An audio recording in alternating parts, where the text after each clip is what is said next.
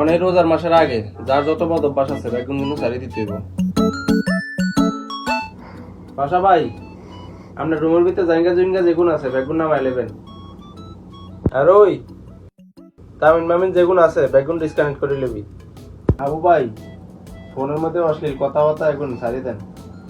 আর তুমি হচ্ছে খাওয়া জাতীয় মেয়ে যেগুন আছে ফোনের ভিতরে সব ডিলিট করে এলাম, ব্লক লিস্টে ফালাই দে।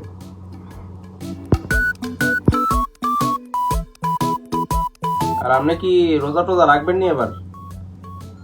হ্যাঁ আম্মেরে জিজ্ঞাসা করতেছে বাসা ভাই, রোজা রোজা রাখবেন না এবার? এটার কথা কয়ে কোনো লাভ নাই, এতে পুরা বেলাইনে চলে গেছে। এটার লগে যে আমরা সবাই আছি এটাই তো সবচেয়ে বেশি পাপ হইতে আছে।